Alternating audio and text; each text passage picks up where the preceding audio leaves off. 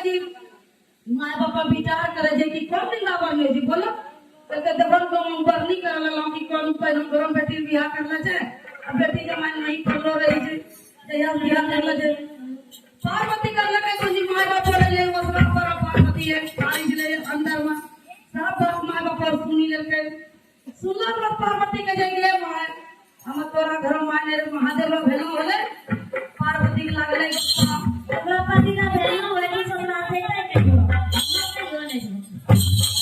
जय महादेव तकरा बाद पार्वती के लागले पर सब के जय माय हम तोरा घर में रे घर में रे हम तो हम महादेव के मोहि देबे माय लेकिन तोरा घर में न देबे के की लेबे बेटी के कुछ न लेबो माय तेरे तोरा बेटी कुछ लेबे जरूर बेटे ना माना जीरो तो खोजम दे दिया चली जेबे माय लेकिन तोरा हम कुछ न सोना चांदी कुछ न लेबे तकरा बाद भीम गले 4 बजे भोर भोर जीरो जमन खोजम देल के आ महादेव जरा विदा करे देल के महादेव करे मां पर्वत पर ले गेले पार्वती पर्वत पर ले बैठा देल अब बैठा देल के महादेव अंतर भीम लगले महादेव जब अंतर भीम लगले पार्वती से ससुरारी लहरा रहा छे पार्वती का अब देखो की कही छे सुनाबो माई लाही रहा आज माय बैठा लगाओ रे मन मन सोचे तो आके सामने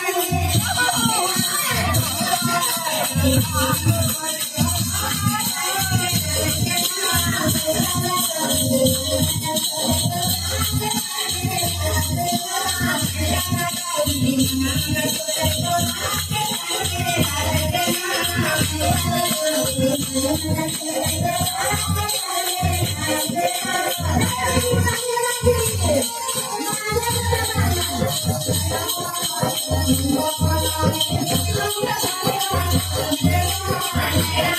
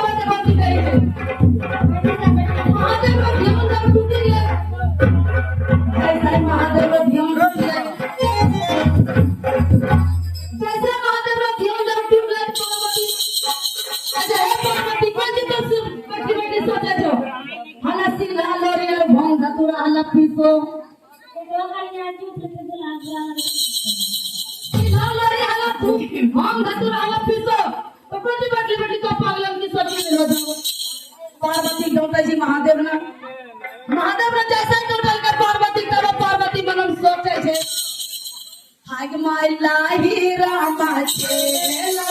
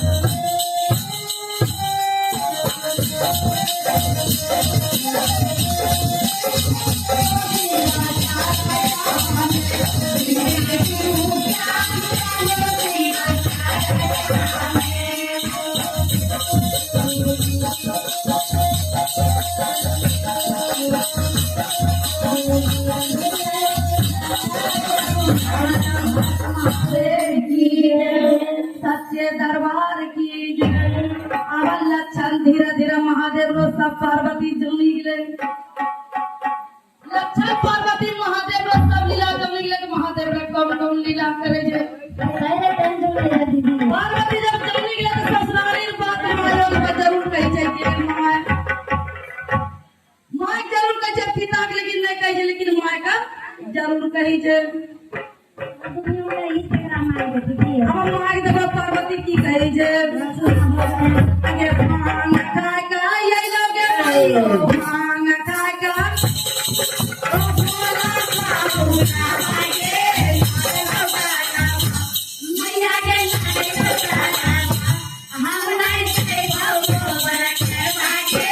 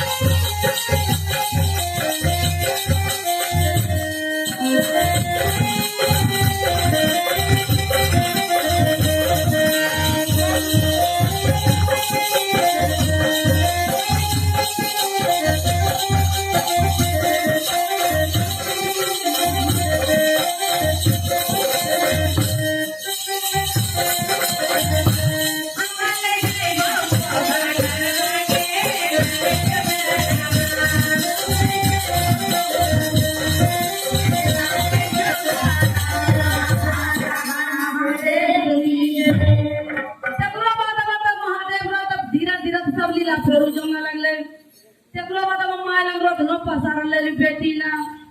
आगे माय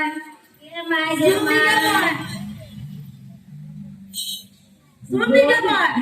अब देखो की माय का ना बोल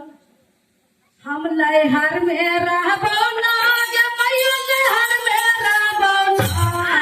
लहर में रहबो ना गे मैया लहर में रहबो ना मैया गे पापा दे पटल पापा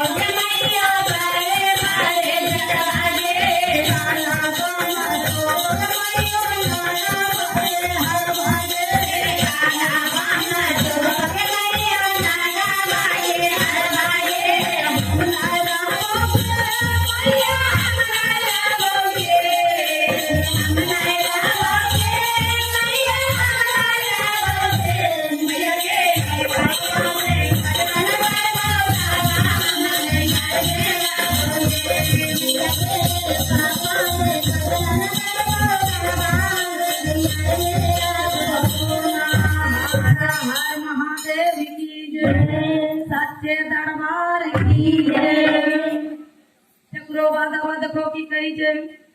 आरो पार्वती सिंगारता हम सुनते रहे मम्मी का देखो बताओ देखो की कही जे आगे सबके परवा गोरे गोरे हमरा परवा करिया गे माय सबके परवा गोरे गोरे हमरा परवा करिया गे माय सबके परवा गोरे गोरे हमरा परवा करिया गे माय सबके परवा गोरे गोरे हमरा परवा करिया गे माय खाना पिया